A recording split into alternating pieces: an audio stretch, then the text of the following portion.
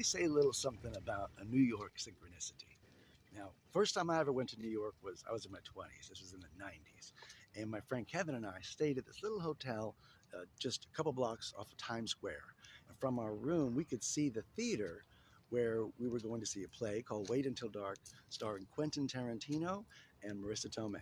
Only time Tarantino has done a Broadway play, we got to see it. Anyway, I just also had my fourth trip to New York City. And two of my trips to New York City were actually during this motorcycle trip. In the last 4 years, I've ridden to all 48 contiguous states. And I got to say, riding a motorcycle in New York was a fear for me.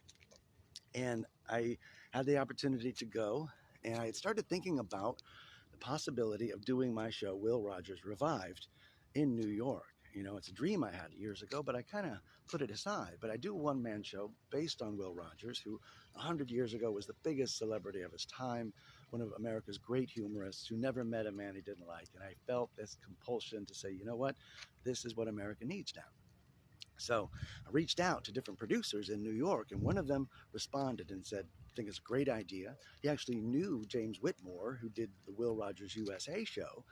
And so on this last final trip to New York, I went and visited the theater, the Actors Temple, where I will be performing this show in the summertime. And it is on the same exact block where I stayed before, just down the street from what is now the Lena Horne Theater. But that is where I saw Quentin Tarantino and Marissa Tomei do this show.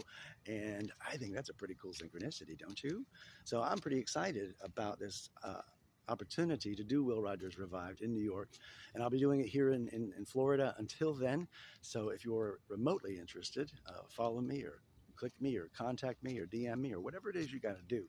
But pretty cool deal. So if you got any ideas about that, let me know what you think. See ya.